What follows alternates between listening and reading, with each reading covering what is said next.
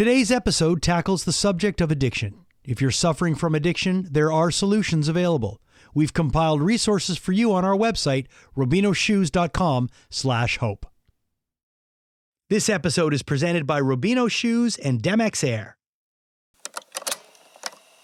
I didn't have $1 in my pocket, not $1 in my bank account. I couldn't even get home. So I had to make someone call me a cab, and I went home. And I remember when I got home, I had texted Jonathan and I told him I'm ready. I found the number for Maison Jean Lapointe and I left a voicemail. Oof, I'm getting emotional because that was definitely the turning point in my life. And that's when I realized for myself, I cannot do this anymore.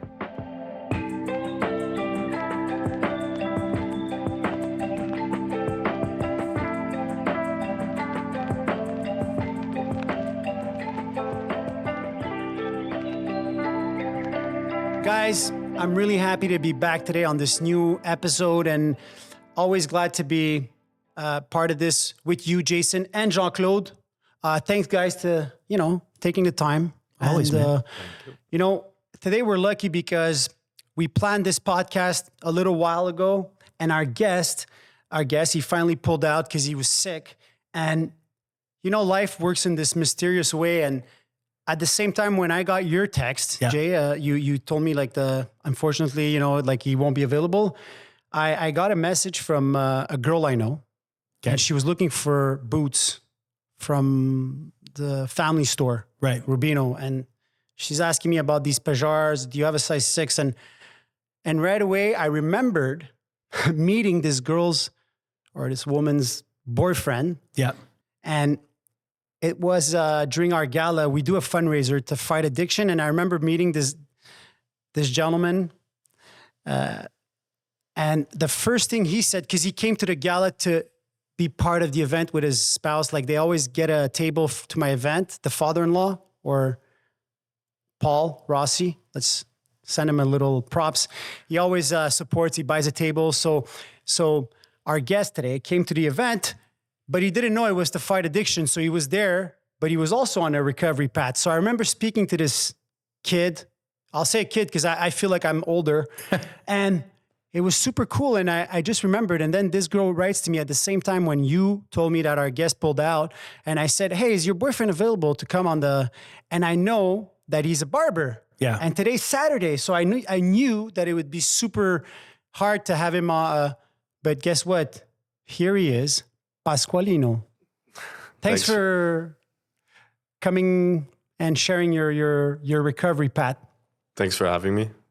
That was a really special night at your gala. It was the first time I came, and it's funny because I've heard of this gala many, many times before, and I didn't know it was that gala that I was going to that night. And if I'm not mistaken, I think I found out the day of that it was for addiction, and I'm like, wow, this is awesome. This is awesome. And that's the first time we met, and we didn't speak after. I think you sent me a message. And I said, hey, you're close to 2 years. You're closing in on your 2 years. And I said, yo, if ever, just let's stay in touch. And you asked me if I was doing any meetings and stuff. So we there's a community, there's a fellowship. Mm-hmm. Right away, we kind of connect really fast and we start talking about the real stuff, but we didn't see each other. And then you see God works in mysterious ways. Guys, so he's here and it's really cool because Pasqualino's from the same community I'm from. And we're Italians from the East End. That's why we speak this way. And there's very little guys that will publicly speak about sobriety, recovery, addiction from our community. Am I wrong? No, you're completely right. It's taboo, right? Yeah, 100%.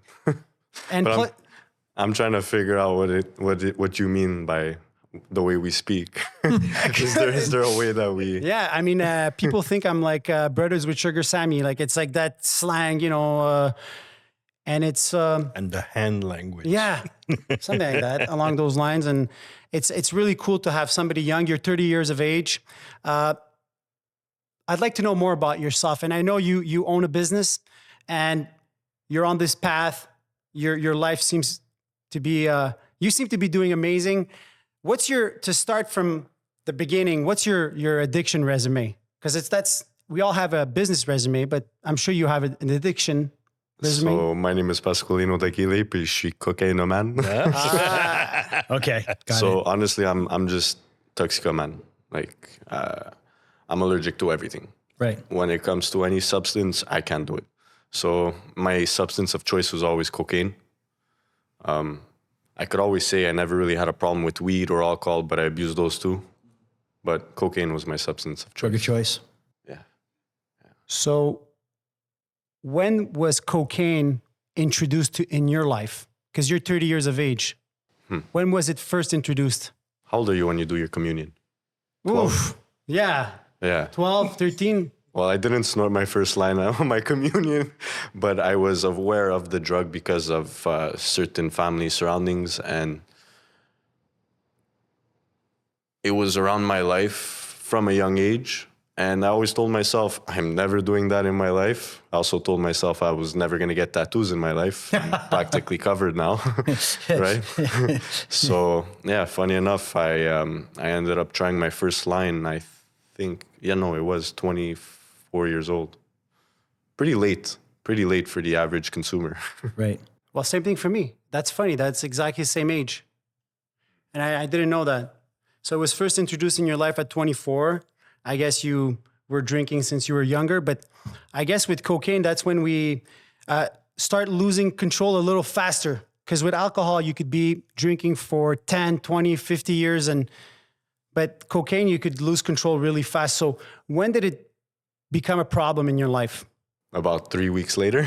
Wow. Right So it was away. like you found it and that was it, right? Yeah, for sure. I mean, like, I remember the first time I did cocaine, I was in Cuba, and it wasn't cocaine, but at the time it was, right?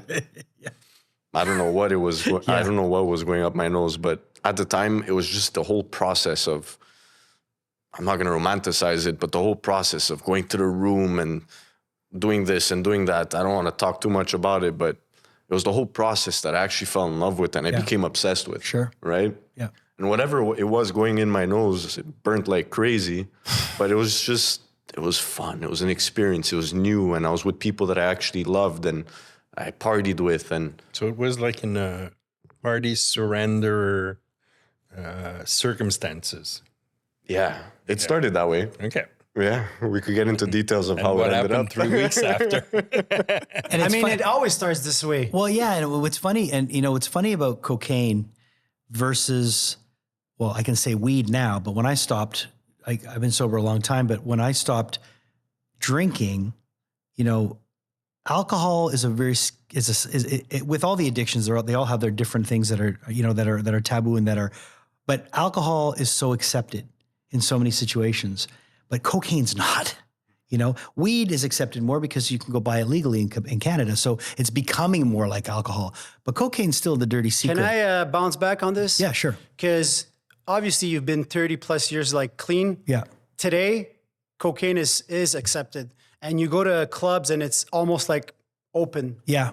Like, Yeah. there's a lot more people that do it than you Oh would yeah, think. no, I know, and there's always been people do it, but it still has the stigma of being Right, 'cause it's not legal. It still has the stigma of being a dirty drug. Like, oh, he does cocaine. Like, there's still a good portion of the planet or of the world that'll say, oh, it's coke. Like, it's not like having a beer. It's like it's another step. It's a nose beer. What's the difference? I'm a drug is a drug is a drug for me, Yeah. But with cocaine, it has a stigma. So it's interesting that became like the first thing that you gravitated towards. And it was probably partly that you knew that it was something you shouldn't be doing. Yeah. Wow, you're really bringing me back for the first time in a while to that room. Yeah.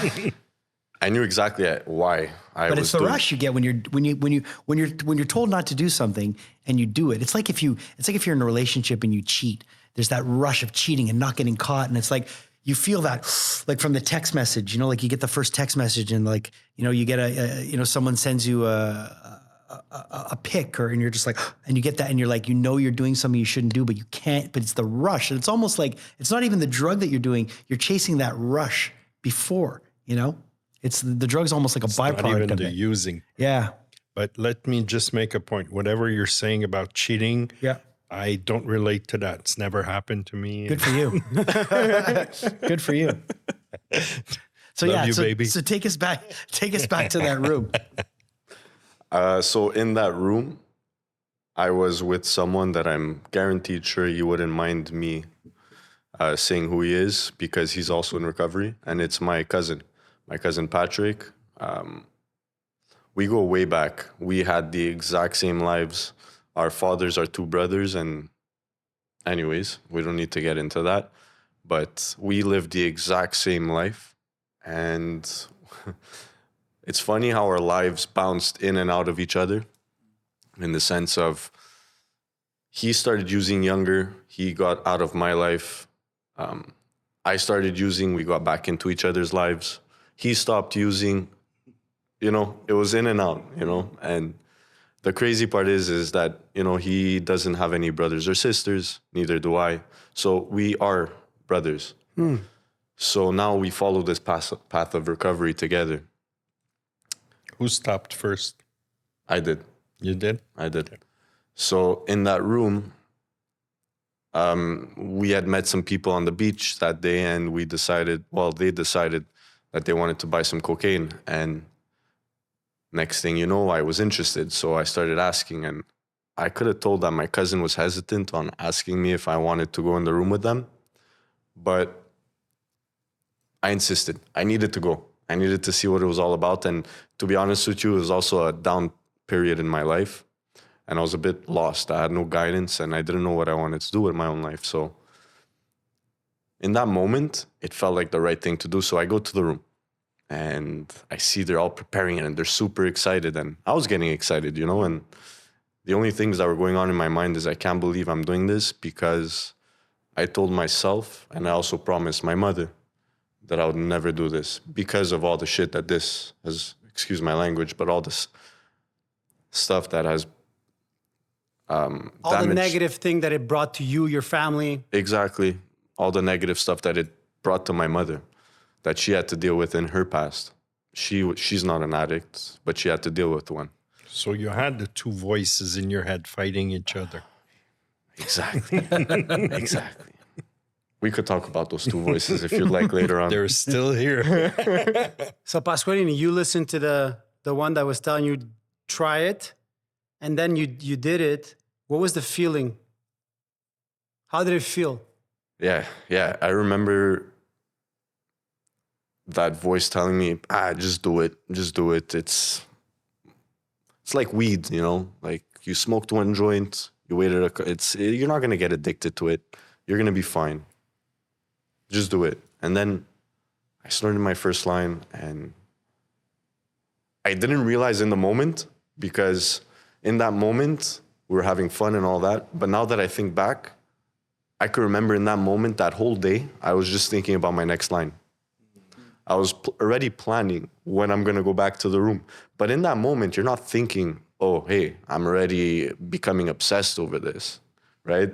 All you're thinking about is, party, cocaine, women, whatever, right? Now you're cool. Now you're cool, right? So, the obsession started right away. Immediately.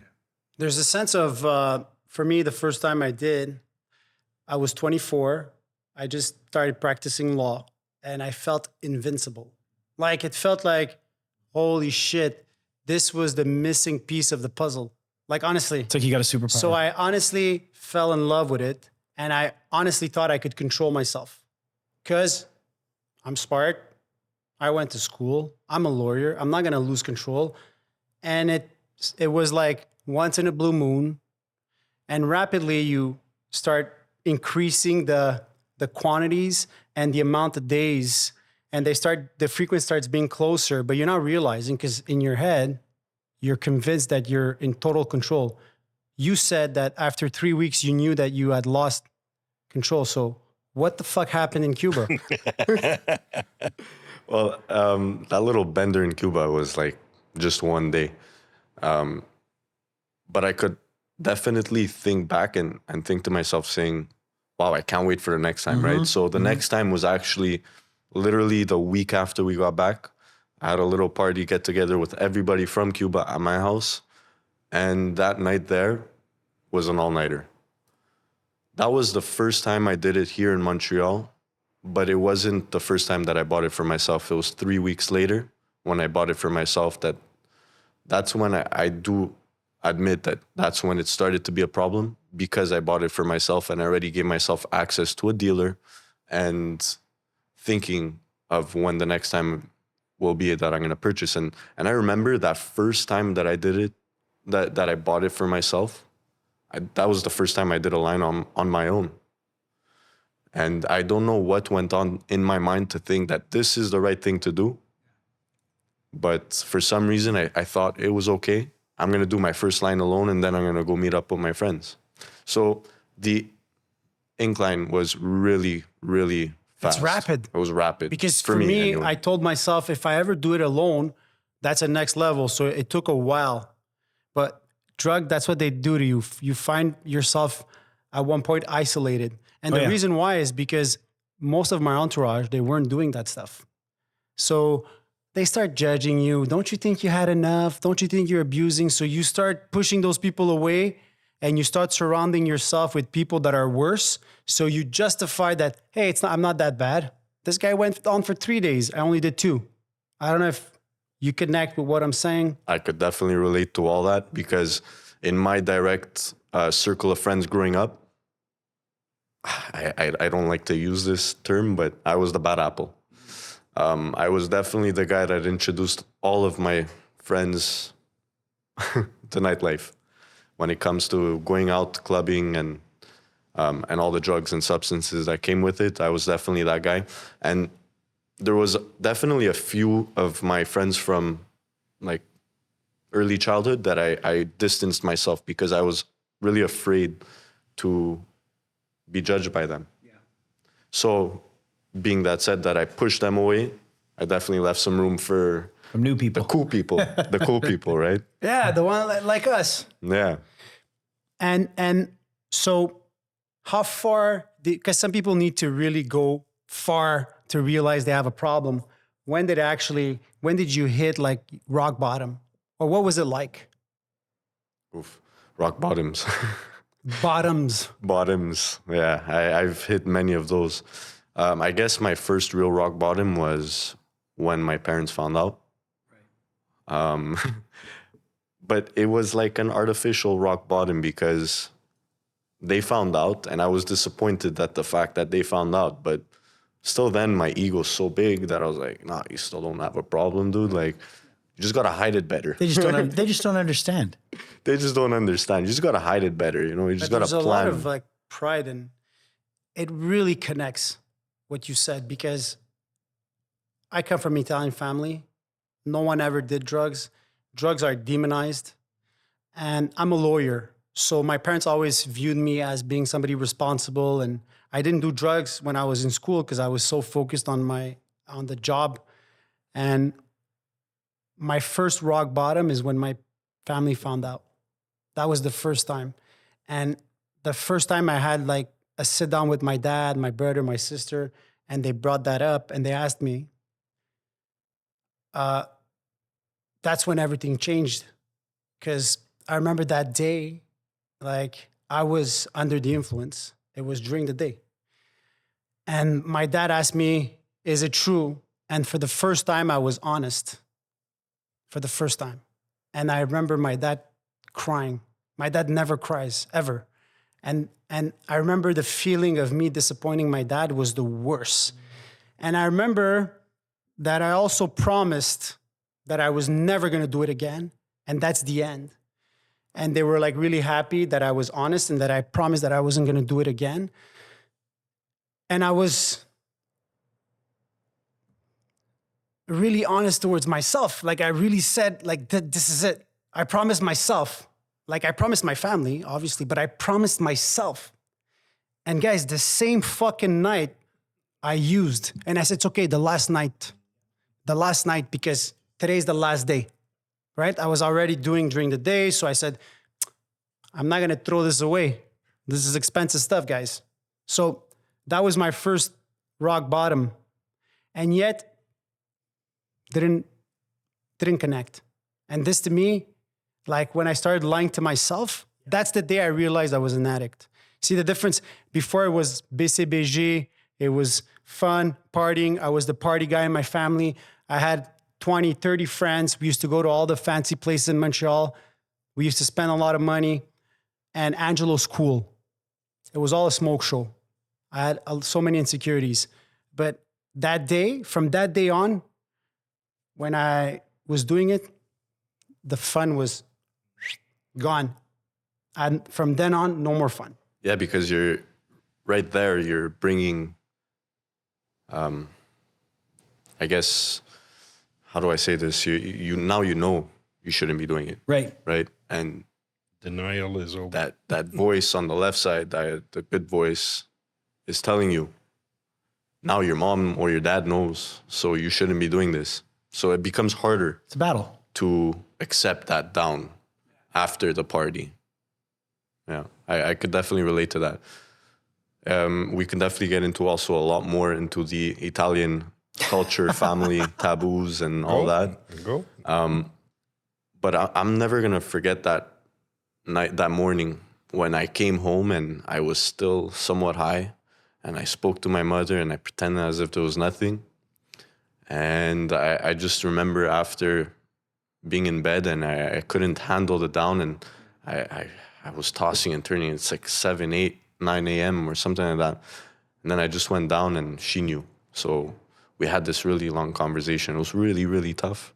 It was really tough. And yeah, I remember I made that promise to myself too. I'm done. I can't do this anymore. But you didn't stop.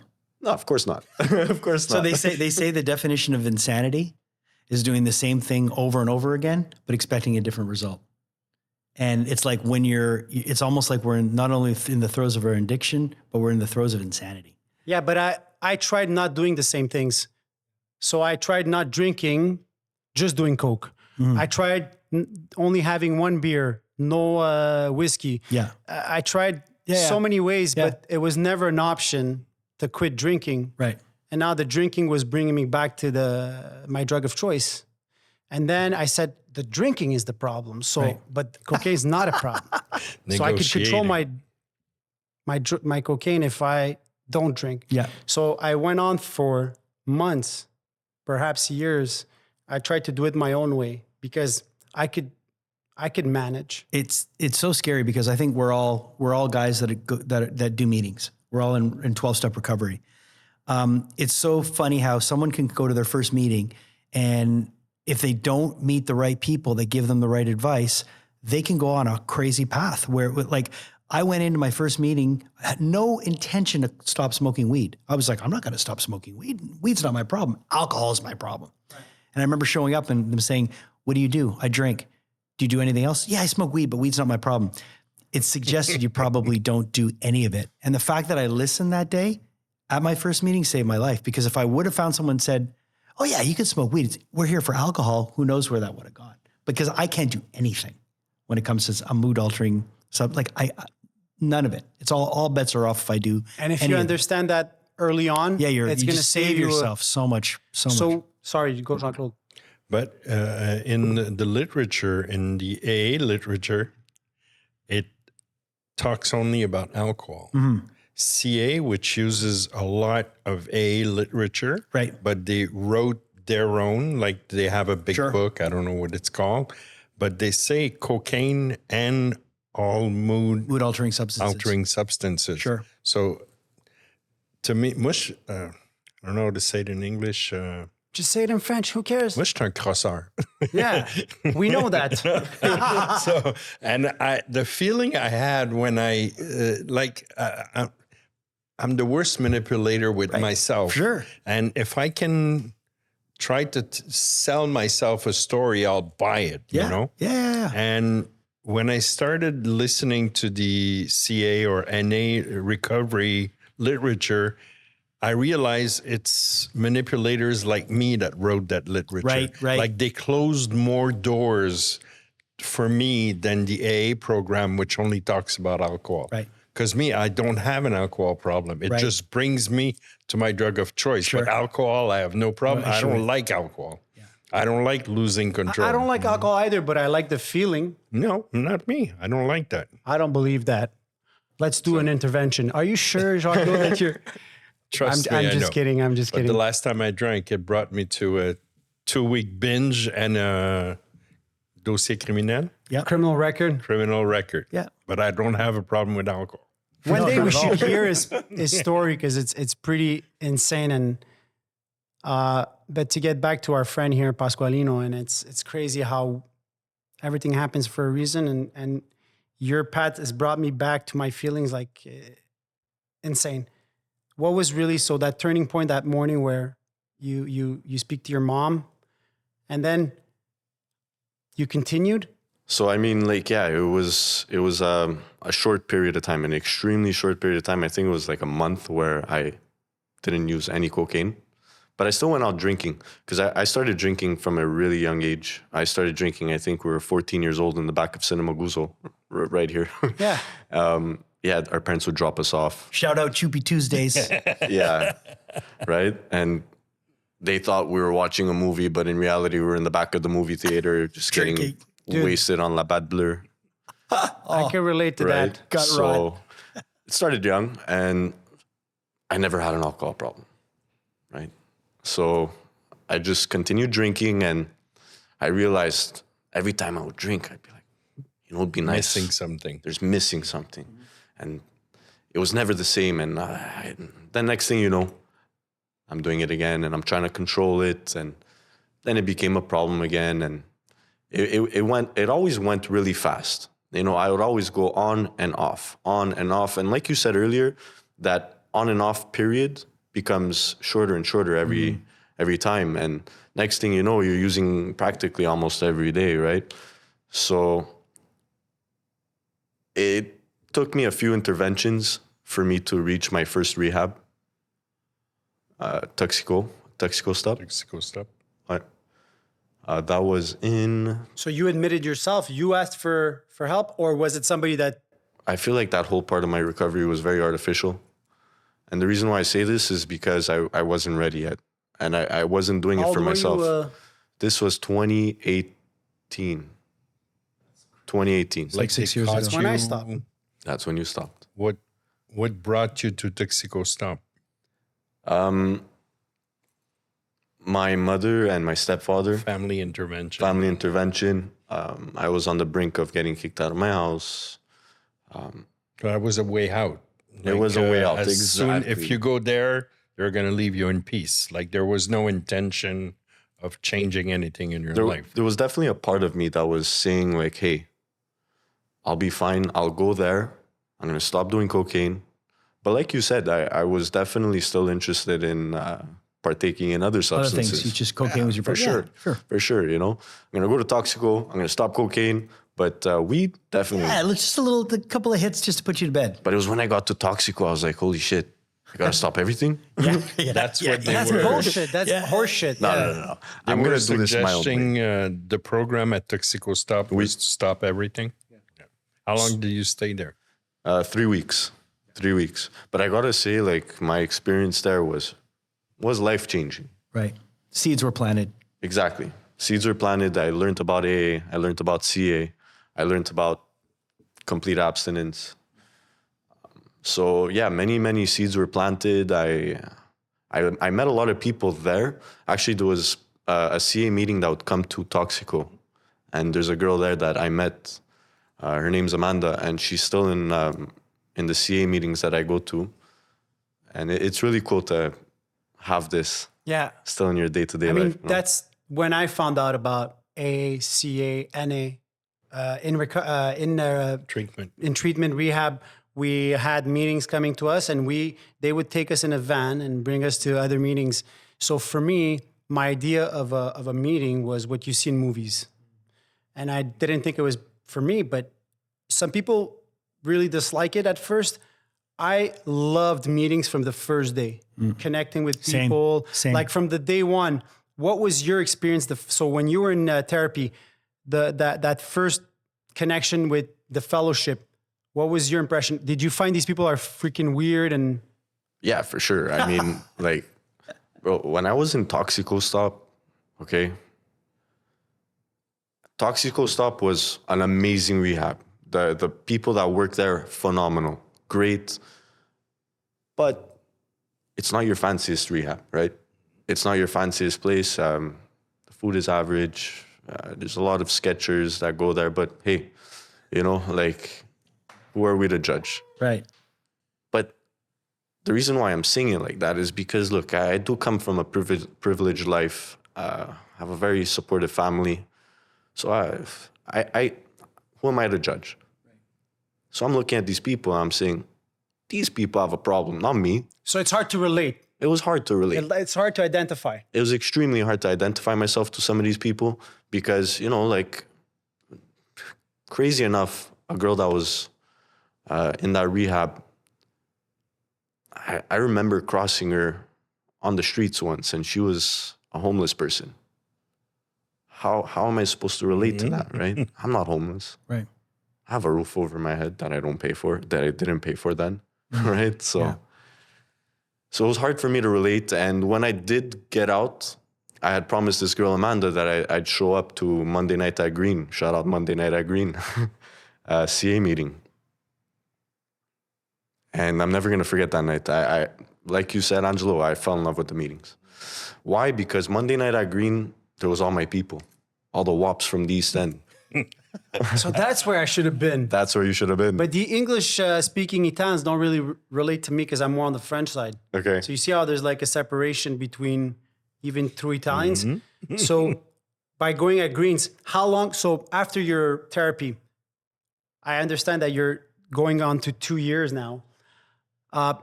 What happened after that therapy? You stayed sober for a while?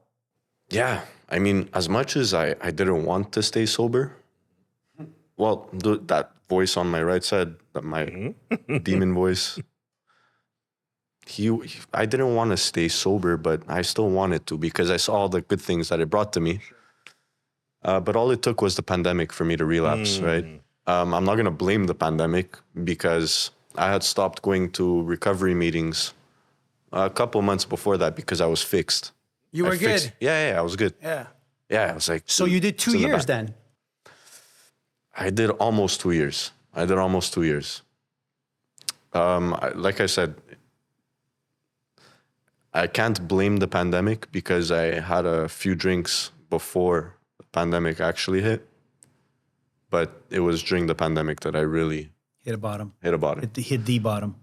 The bottoms, life-threatening bottoms, and that 2 years, I could have died several times. From? Being in the wrong place with the wrong people, gun to my head, overdose. Yeah, a couple things here and there. It's fun using it. Yeah, it's fun, they said. So what was the turning point at that time? Because we're going on to, in 2 weeks, you'll be celebrating that 2-year chip. What was the turning point then to say, did you have to go back to therapy or what did you do then?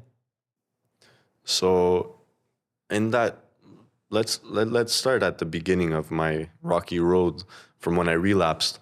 I started hanging out with an old group of friends again. Next thing you know, I'm using, and next thing you know, I'm using on my own. And I was living alone at this point, so I was really able to hide my addiction very well. And one thing led to another, and I'm relapsing every single day. And all these crazy things happened. And it was around the time that I remember I was in a motel and I was with some characters in Longueuil, and I had a gun to my head. I remember getting out of that situation, and I told myself, this is it.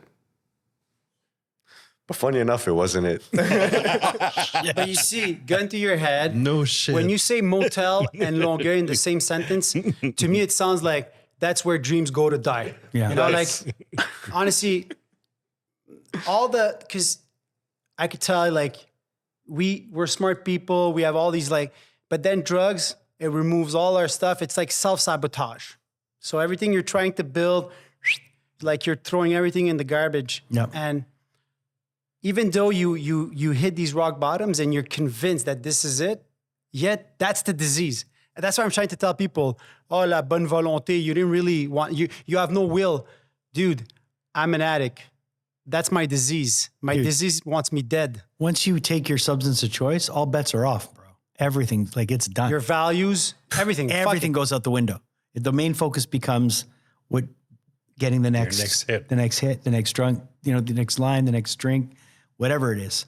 And anyone that discredits that, I mean, I know it brought me to the craziest places. When I think back on getting out of some of the situations that I put myself in when I was using, I'm like, how am I still here?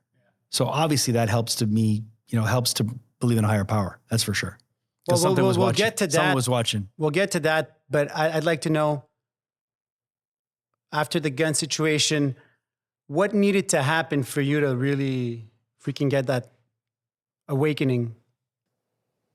So it didn't take too much time after that. There was a few other relapses where I was trying to do it on my own, and I had someone that was actually part of my recovery. His name is Jonathan Sprolini. Love this Jonathan, guy. the sober coach? Yeah. Okay, I know him, yeah. Yeah. Great guy. He is one of the main reasons why I'm sober today. Jonathan, shout out. Shout out. I was actively reaching out to him while I was in relapse, but I wasn't fully committed yet. And it was around the time where I remember this now. It was New Year's, and I was on a 2 or 3 dayer, and I ended up in some basement with a bunch of people, and I remember it was like 5 o'clock in the afternoon, and it was a Sunday. I'm like, this is not me. The fuck am I It's doing 5 here? o'clock on a Sunday. I want to be watching football. I want to be watching soccer, not with these laser beam lights and people dancing 3 days straight, And I had a revelation. I remember I had taken some acid, I guess, to calm the nerves. I don't know. I was on concoctions. Sure, of course, Right? of course. Uppers, downers, Yeah. lefters, righters. Yeah. We try to find like a balance, right? Yeah. You get to a point when you're just using that, you're like, oh, this is for that, that's for this. Of course. I remember these people that were there, they were like, oh, you have anxiety, take this, like, you're my doctor now. And that's exactly what happened. I'm like, no, I don't want to take anything anymore. And I remember leaving that party, I told everybody, I didn't have $1 in my pocket, not $1 in my bank account. I couldn't even get home. So I had to make someone call me a cab. And I went home. And I remember when I got home, I had texted Jonathan and I told him, I'm ready. I found the number for Maison Jean Lapointe and I left a voicemail. Oof, I'm getting emotional because that was like definitely the turning point in my life. And that's when I realized for myself, I cannot do this anymore. My life is unmanageable. I will end up dying. Whatever it is that I need to do for my future, it's not through this. And I gotta say, there was a God talking to me. There was God talking to me that night. And he gave me the courage to make that phone call and to pick up the call that I received the day after. And it took maybe 2 to 3 weeks up until I got into Maison Jean Lapointe on February 14. Valentine's Day. February 15, sorry. February 15, yeah. So my sober date is the 14th. And that was the best day of my life. Those were the best days of my life. Maison Jean Lapointe was absolutely the best. All the people that worked there, amazing. And my experience there, I still romanticize that. I never want to end up there again. Yeah. But those were probably the best days of my life. I guess because I was so receptive. You're appreciative. I was so vulnerable. I was ready. And I swear to God, every day we had to wake up at 7 o'clock with our books. And I was like going to school again, learning about my disease. Mm-hmm. When it's funny, you have so many people that go to meetings and they struggle and they hate it. When I walk through the doors, of my first meeting, I was so beaten down. I was so ready that I felt the exact same way. I was just so grateful to have these people around, and I listened to everything. I took every suggestion. I was ready. And I think we were talking about the seeds being planted years before. Like when the seeds are planted, they're planted and they take time to grow. But once they take root and they start growing, they just, the possibilities are endless. But it's a great feeling when when it just clicks and you're like, some people get it right away, some people don't. But that moment is, I think for addicts and alcoholics that get sober, you never forget that moment. So Pasqualino, you did 2 therapy, right? And we never spoke about this. So I did 2 therapy, as Jean-Claude knows and the second one, it finished the same way. I was in a house with people I don't know. My last relapse, and it's 7 a.m, and I'm like, who the fuck are these people? What the fuck am I doing here? What the fuck am I doing with my life? At that point, completely unmanageable. And I couldn't go home. I couldn't go to the office because I'm like completely shit-faced. And I'm just driving, and I started thinking maybe it's better if I die. Like I was thinking that was the best solution for me. There was no other solutions. And there was a little voice in my head that said, just call. And I went to Pierre Pelado, Maison PPP, Pavillon Pierre Pelado. And I called that morning while I was driving. And I said, I need to get to therapy now. And if I'm not coming in today, I'm never coming in. And this was it for me. So the first time I went to therapy is I did it for my family, and it planted the seed, and I really enjoyed it. But you see the difference is like, you cannot force somebody you can bring the horse to the water. You can't force it to drink. It's the same thing for recovery. A lot of people are like, I'd like to send my son, my husband, if they're not willing to do the work, I mean, well, it's not a matter of willing. It's a matter of being ready. Being ready. And this is why, like, it's funny how life works. And you see you're here today and we share the exact same path. And I'm sure a lot of people will relate to this path. And from that second therapy, this was it, right? That's when you got and then I guess you start doing things differently. So what changed? I started listening to the suggestions. Same for me. I stopped being my own doctor. I stopped being my own psychiatrist. I stopped being my own therapist. I listened to other people that I worked for them. And exactly, like you mentioned, you gotta be ready yourself, right? Without me being ready for myself, I wouldn't be here right now speaking about my recovery. People need to know on their own that it's time. By planting the seeds, like we were talking about before, you can help that person. And the reason why I'm mentioning this is because this guy, Jonathan Sbrolini, he didn't tell me, bro, you need to go to rehab and fast. No, he told me it's possible you might end up there. But let's see if we can control your substances. So bit by bit, he's like, okay, I just want to talk about this because I found this very interesting, and I actually suggested this to a few people that I know. And by doing this, they actually realize themselves they have substance problem. We would meet up week after week, and he would tell me, okay, so this coming week, what do you plan on using? I plan on drinking Friday night. I plan on doing 1 MDMA Saturday. And I'm not doing cocaine, so about 4 joints. Next week comes, I smoked like 10 joints. I took 3 MDMAs, and I drank almost every day. So bit by bit, I started realizing I can't control my substances. And I just found that interesting to speak about. So going back to when I got out of rehab, I took the suggestions. I realized that this is what I got to do for the rest of my life. But we're going to start with just for today. And I did a meeting. I'd lie if I said I did 90 and 90, but I did a meeting almost every other day. I was really active in my recovery groups. And I kept in touch with almost everybody in my Maison Jean Lapointe group. And that's what helped me. I also helped, I was doing volunteer work for about a year over there. But you also had 3 months of post-cure, I think, when you finished your treatment.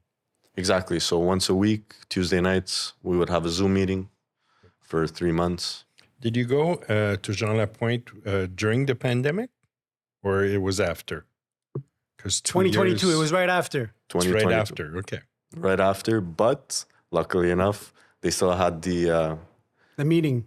they still had the pandemic procedures. So it was one person per room. Okay. So Alone in your room. So you were a VIP there. I was VIP. Dude, it was in the But old there port. were no meetings downstairs at the time. At the time, no. They were doing something else. We had inviting speaker people. meetings. Okay. But there's so we spoke about the entourage. When you started relapsing, you surrounded yourself with a certain group of people. What happened to your entourage when you got out of therapy? This is the part of the podcast that I'm excited to talk about. It's after. Everything that I did after. And literally it was black and white. My life was black and white. Every single thing that would lead me to using or a person that would make me think about using, I X'd out. I remember I was in a relationship at the time and I had set some serious boundaries where I cannot be around that. And at the time, the person that I was in a relationship with was part of that entourage of people that I really needed to get away from. So it didn't take too much time after for that relationship to fail. The boundaries were crossed at a certain point, and being that said, I was able to X out everybody. And like I said, it was black and white. So I did my own thing. I started bringing back the people from my CA meetings, from Maison Jean Lapointe. So my life was like expelling everybody that was negative for me and bringing back. And it was about putting recovery first. Recovery first, because without that, I'm nothing, right? So exactly. And still to this day, I wake up every morning. It's recovery first. Without that, I have nothing. That's fucking amazing. Like, so what's your relationship today with God and spirituality or higher power? So going back to Maison Jean Lapointe, I was at a crossroads in terms of higher power, God, spirituality. I was always involved into this life of spirituality with the rocks and the crystals and all that. Look, at the time it resonated with me, but I was also doing like 3 tablets of acid a week. That's why it resonated. When I was on a tab of acid, I could connect See with God, man, for sure. Yeah, I'll connect with that gyprock across the room, right? Yeah. So when I started to get sober, I also started to realize that I'm not connecting with these things, right? And I was struggling. I remember it was a 1-week period where I'm like, what is my higher power? You know, one guy in the therapy is like, oh, mine is karma. Okay, mine's not karma. One girl, she had her crystals. I'm like, okay, I'm not doing that. One person, he was Muslim. I can't relate to that. So then I remember one night we were watching a movie, and I cannot remember for the life of me what movie it was, but it was a movie about God and Christianity. And I remember at the end of that night, watching that movie, I cried because it spoke to me. I was raised Catholic. I'm sure you were too. There was a lot of things about that I wasn't really too fond of. So I pushed myself away from the Catholic community. And when I watched this movie about the Christian community, it kind of resonated with me. And I remember that night, it was like 10:45 and curfew was at 11. So I went down to smoke my last cigarette and I was alone. And that night, there was this like little crack in between buildings where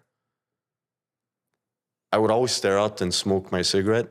And for the first time in a week, there was a window open across the street. And I noticed a picture of Jesus and a cross right under it. And then an old lady just got to the window and she started closing her blinds in that exact moment. And look, that was my way of connecting with God. And I'm like, there's someone listening to me right now. And I was extremely vulnerable. And I remember for a week I was struggling. I need to find my higher power. But instead it found me. And it's the fact that I was open to it. I was vulnerable enough to say, hey, please, something guide me, right? And it was when I was on my knees crying that I realized that night in my room that I was touched by God. You're no longer alone. And I'm no longer alone. And I started to realize that I was always close to God. I just distanced myself from him. I was scared to let him in. Because it's not cool to follow God. It's not Do you think cool. there's still a lot of judgment towards that, like or taboo? For sure, for sure. In my workplace alone, I could tell you that it's very taboo to talk about the Bible and talk about God. You know, look, everyone has their own perspective of life, but I'm not a person that I will judge you if you're Muslim, if you're Jewish, if you're anything other than Christian. But this is my pathway now, and this is the way I like to live my life, believing that there is God out there, and he knows what's best for me, right? It is taboo. It's super taboo. And I remember getting into my relationship with my beautiful girlfriend that I love so much. And it was one of the first things that I mentioned to her, that I am active in church, that I believe in God, that I believe that Jesus Christ is my Lord and Savior. And that is who I am. That, along with, I'm a drug addict. That was so. And she didn't so run. you chose, yeah, she didn't run, but you chose honesty from day one. From the jump. Some people, and it's something that I wanted to speak with you because some people will start in their recovery and they're afraid that it's going to be hard to meet someone. If you're not drinking, you're not going out, you're not, is the person going to judge me since I'm in recovery, which means I had lost control maybe a few years back. Did you feel like you were judged or right away? Because I feel like being honest and vulnerable from the get-go, like it's so rare that all of a sudden you're so different than maybe the guys that she's used to seeing, that like that's how she connected, perhaps. I don't know. I got to a point in my life in that moment that I realized I am who I am. And if you don't accept me, you shouldn't be in my life. Right? So like I said, my life is black and white now, right? You got to accept me. I can't put a front anymore. You guys can all relate, right? When we're using the lies, the fake life we're living, these personas we're trying to catch up to that we are not. It's exhausting. It's exhausting to pull up all these characters and put this mask on one day, put that mask on the next day. I was fed up. I'm tired. I don't want that mask anymore. Today, I just want to be Pasqualino. And I've accepted who I am. My integrity, my morals, my values, they are who I am. And if this person that's going to come into my life, into my intimate life, and have a relationship with me cannot accept that, I cannot be with that person. So, and that's not only with my intimate relationship, but that's with everybody in my life. And I'm a person who I'm very active on social media, not because I love it, but because it's part of my business and it's part of I have this online presence. It's what drives my business. It's what drives my personal business. And it also helps me to be honest on that too. So So you're more authentic. You're more real. Exactly. Like on social media, you talk about your relationship with higher power and stuff like that. Yeah, for sure. Okay. For sure. I mean, like every now and then I'll pull up a Bible verse. Right. Every now and then I'll put a juste pour aujourd'hui. Nice. I speak about my recovery, but not all the time. You're not preaching. I'm not preaching. That's right. But I just want people to know who I am. That you started when you spoke at first, when you were active, you said I was the bad influence. I was the bad apple in my circle. You started with that. And today you're like the ray of light. You're like, so even though we've been really bad influences for people around, today we could be a good influence. You know, it's crazy how, like you said, it's black and white. I went from being no good to that's the guy. I'm sure Jessica's parents are really happy she's with a boy like you. You know what I mean? Like, I'm sure before they weren't so happy that you were dating their daughter, for example. So honesty is the way to go. Today you're in business, and let's talk about you have a barber shop. I know that barbers, they like to have a drink. It's like very, I see the barber shop around my areas, people drink. It's like, how do you survive in that environment? I guess you have boundaries. Man, one of the main things that attracted me to becoming a barber was the vanity.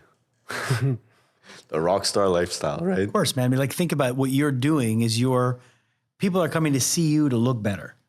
So not only do you have to make them look better, but you yourself have to keep up a certain, like persona. If you don't have a good haircut, if you're not like everything's perfect on you, you know what I mean? It's I can imagine the pressure that must have. Yeah, for sure. Also, like going on social media and seeing all these cool barbers with thousands and thousands and thousands of followers and getting praised, and they're rock stars and they're this and they're that. So yeah, man, the hairdresser community and the barber community, we're all whack jobs. Yeah. Well, it's like chefs. It's like the chefs, like the rock star chefs, man. Same Whack jobs. Thing. Yep. So, sorry, what was the question again? So like, how do you stay on that path, even though you're In that surrounded environment, in that environment? I created my own environment. Nice. So Do you only hire sober barbers? only sober barbers. For real? No. Can you imagine? But Those are hard to find. Dude, that's an idea. Actually, not really, because in recovery, I met so many barbers. Yeah. Hey, no offense to all the barbers out there. I know that some of you are sober. I'm just saying that it's harder to find. But so you own the business? I own the business. Little Italy, Casanova, and you're surrounded, let's say in your environment, is there alcohol? So we do serve alcohol. I'm not tempted ever. Actually, what helps me a lot is literally almost all my clients are practically family at this point. It's almost 8 years I cut hair. So they've seen me rock bottom. I've cut almost all of their hair high on a 3-day bender. Yet they still come back to me, right? So we're practically like family right now. So I'm able to tell them I'm sober. They know I have a problem. So being that said, it also helps with my recovery. Like I'm not because I would want to, but if I would pick up a drink with them and be like, let's have a drink, they're gonna be like, dude, what the fuck? You know? Yeah. So not only that, but also the little things that I learned at Maison Jean Lapointe. Like for example, the 4-second rule. I'll have a client tell me about his weekend. Yeah, went to fly gin, got crazy. Next thing you know, I'm with a girl. We did all kinds of cocaine. Okay, you have 4 seconds and then you're done. Let's wrap it up. Yeah. So little things like that. And you know what? People also respect me nowadays. And when it comes to my clients, they know not to romanticize using. Because you've been open about it. And I think that's the way to go. You expose yourself. It's also a protection because now everybody knows your new lifestyle. But since you're a young guy, I got to ask, is it still possible to have fun? Because you named Flygen and all these wonderful places, Marcus, everybody's so, do you still go to places like that? Do you still go to Moretti or you stay away from these places? Once again, black and white. So these places for me were getting fucked up and that's it, that's all. I don't enjoy them because it's not me. What I do enjoy now is completely different from what I enjoyed then. What I enjoy today is being with authentic people, having a coffee, walking my dog, being with my girlfriend. Real conversation. Real conversation. Man. Like I'll take this over a free $10,000 dinner at Marcus any day of the week. But we could take both. Like, listen. Yeah. So that's pretty interesting. So how does your girlfriend, does it bother her that you don't want to go to these places?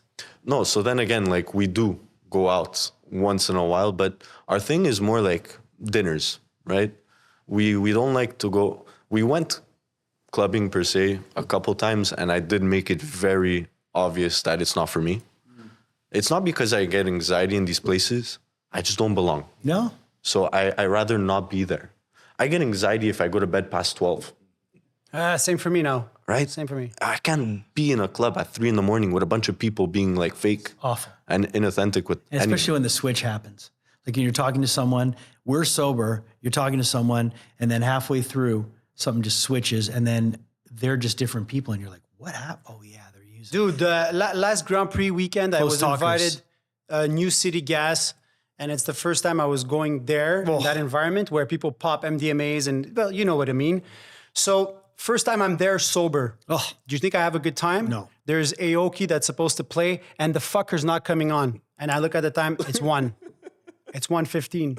It's 1:30. The Magnums are coming out. Champagne, Grey Goose. Yeah, they have I'm to looking make at money. my fiance, and I'm like, when the guy that was next to me told me for 3 times in a row the same thing, I told my girlfriend, I don't give a fuck about Aoki. Like, he's not on. Let's get the Time to fuck go. out of here. And we just left because it's about respecting yourself, man.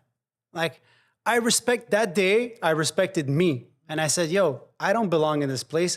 What the hell am I doing here? Like, I don't like these people. These women look all fake. The conversation is... Yeah, there's nothing, and I know you can relate to this, and you were just saying it, there's nothing I can't stand more than inauthentic conversation. Like, I would just rather not, and what's great is that I'm able to say, like you did, I'm able to go, I just don't want to be here. And I don't care how cool this is, I don't care how exclusive it is, I don't care how much money it costs, I'm fucking out. And what a great feeling that is. well, To just bounce. Like, leaving early for me is the best feeling sometimes. But listen, just being sober Yeah. is the new sexy, is Yeah, the yeah. new cool. Yeah. When I tell people, oh, I haven't had a drink in 5 years and a half. Whoa. Oh my God, this is so cool. Huh? Like back in the days, it's like, who can pull the biggest bottle and who's this, who's that? Like, it's all a smoke show. It's all fake. There's nothing real. It's about it. inauthentic. Well, that going back to what you were saying, and you hate, like you really dislike having these fake conversations.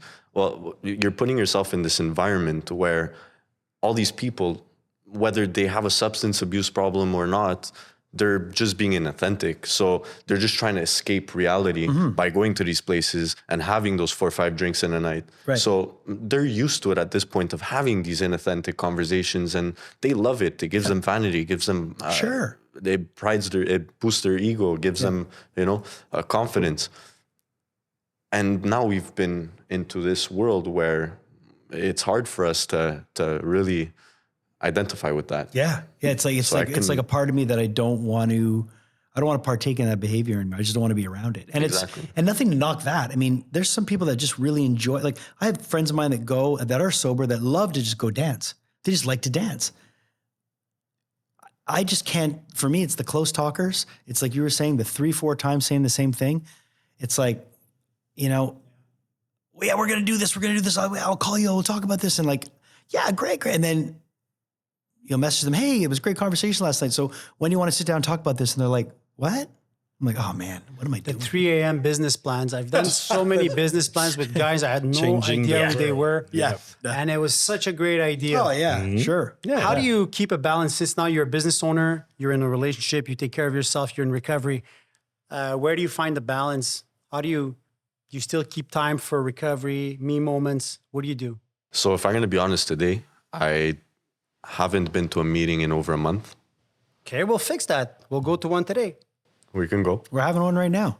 That's We're a having meeting, one yeah. right now. It's been over a month. When it comes to my recovery, I practice almost every single day. I have it so deeply engraved that tomorrow doesn't exist. Yesterday happened. It's right now, today. And all I know is that today I can't use. So when it comes to maintenance, if that's what you're asking, I realized the building blocks of my sobriety and the house that I built for myself when it comes to living my life. I have my key components. I need to always fulfill them for my day for me to feel balanced, which are physical activity, connecting with my loved ones, eating properly, hydrating myself, working, and keeping my mind always busy with work and everything that fulfills me. So, like I said, one of my main building blocks that keeps me going every single day is my physical activity. I need to always constantly challenge myself and I need to be obsessed with something. So I choose that. Or obsessed with something that's positive. That's positive. So I choose that. And about a week ago, I started this challenge called 75 Hard. Yeah, twice a day you have to train. So it's the second time I do this. And the first time was so gratifying that I dragged my girlfriend into this one. So we're doing this together. And you see, that's what I love about this now. So for the next 70 odd days or so, I have a mission every single day. And there's a plan. And there's a plan. I can't derail from the plan. So, but don't forget the balance. So you still have to find time for recovery, and meetings are quite essential. Do you have a sponsor? Do you have some sponsees maybe? I don't have a sponsee. I don't have a sponsor. I had a sponsor. It's not that he dropped me. I just haven't spoken to him in a while. But I am part of a group chat with Active Recovery. I'm actually part of like 5 of them. One of Maison Jean Lapointe, one of CA, one of A. And I definitely keep in touch with all of them, for sure. I'd be lying to you if I told you that every single day I reach out to these people. I don't. But I do speak to my cousin almost every other day, and he's very active in the rooms. So how's your relationship today with your cousin? My cousin, it's beautiful. We speak. Because he's like your brother, right? He's like my brother. He's like my older brother, and I look up to him. He looks up to me, and yeah, it's a great relationship. But there's one topic that I wanted to touch on. Remember, we were talking about taboos in the Italian culture? Yeah, so basically, the reason why I really want to bring this up is I was having this conversation a couple days ago at my fruits and veggies store that I go to every single week. Shout out to Marché Tania. Basically, we were talking about addiction and how this man was addicted to cigarettes and how he stopped. And then I found an entrance and a way to mention my addiction.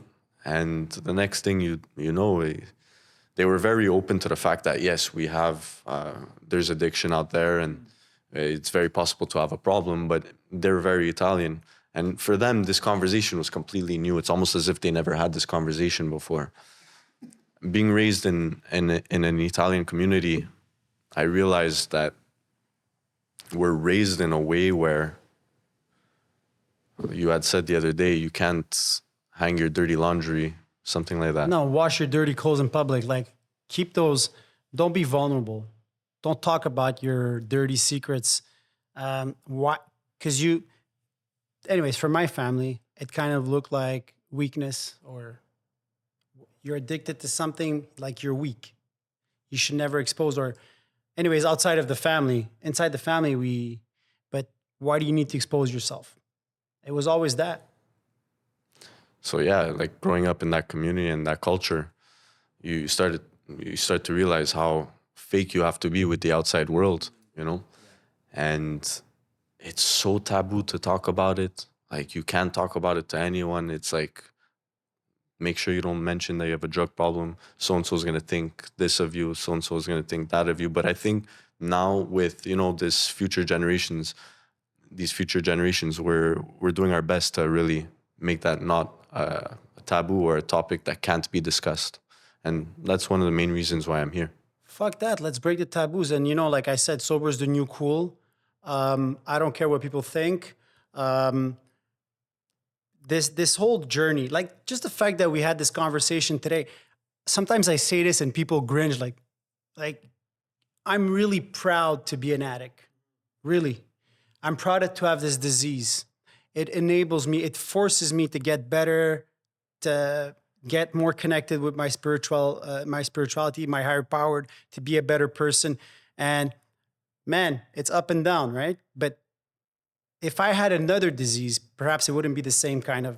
So now I connect with real people. I had this great conversation today. I wouldn't have had that. When I was active, I didn't have any more passion for anything. Hobbies, forget it.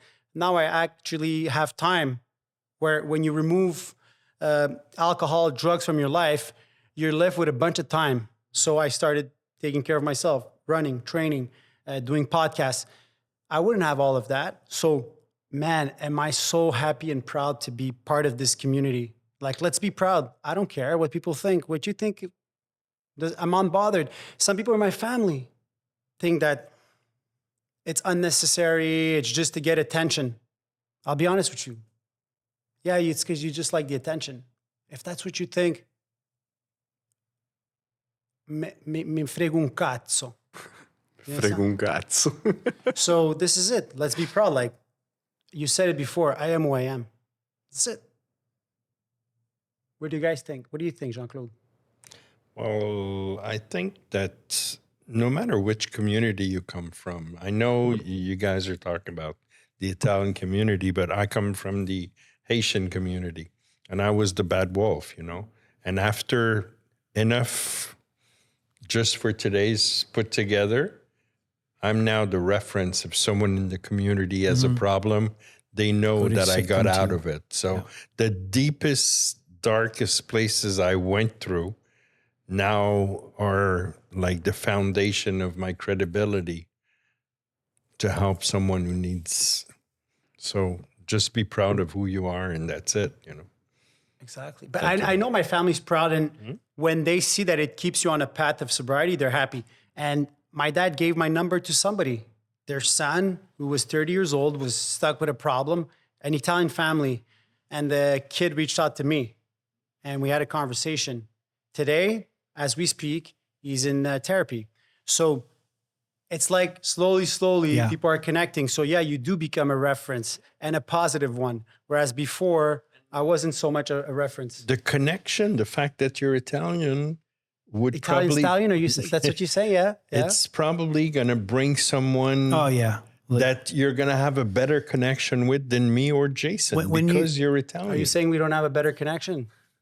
When That's you so live, fucking weird. This guy's weird today. When you live when you recover out loud, like I was really fortunate that when I did recover, my mom stopped drinking the day that I went to my first AA meeting.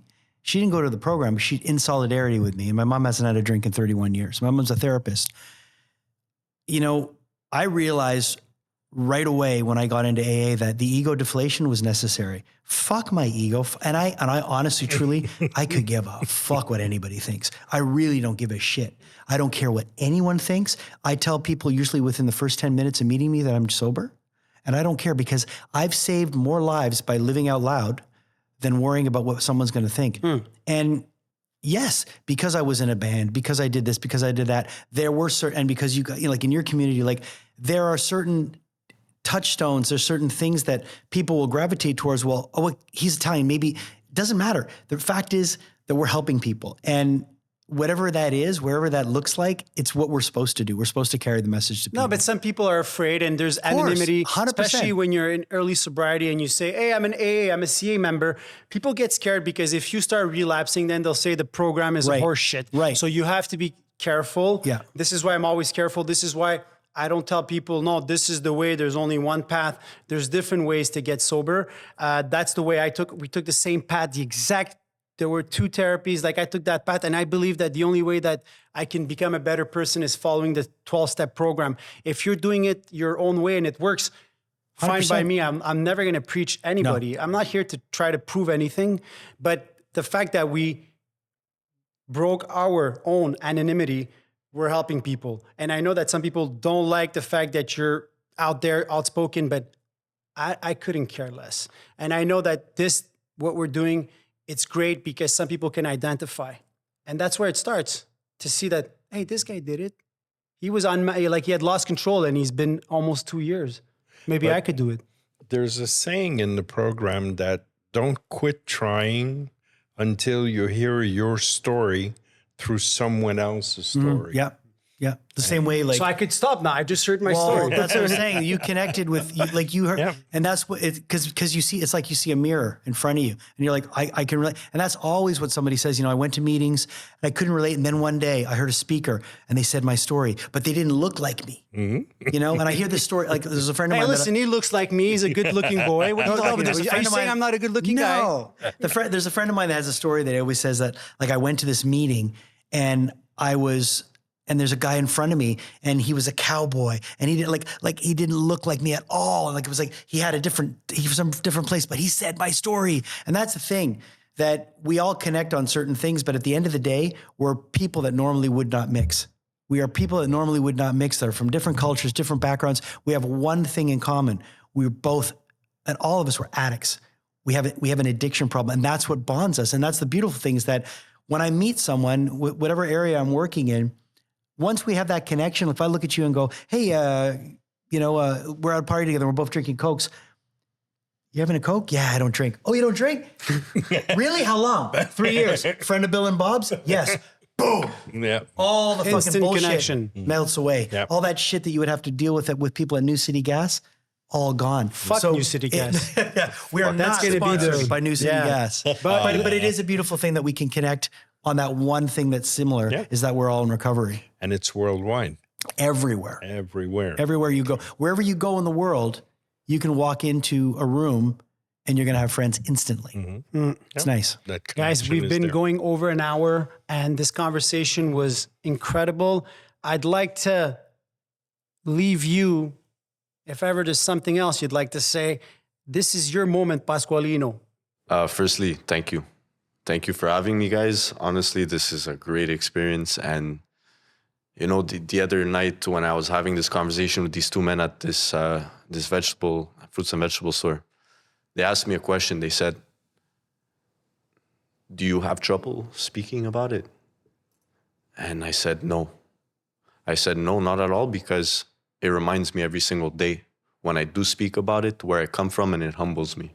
So having this experience here right now brings me back. Through the entire conversation, I went up and down and I felt all the emotions I lived. And this is why we need to talk about it, because it brings us back. Amen. Amen to that. Because what you did today takes courage, humility. People think like, oh, we're out there because we need no, it takes humility to speak about our darkest moments in our lives. So thanks for taking the time. If you guys don't know yet, Pasqualino is on IG, Instagram, and follow his business page, casanova.mtl. Is that right? That's it. Best barber in Montreal. And I'm probably going to upset a bunch of barbers that I know, but I'll come see you, definitely.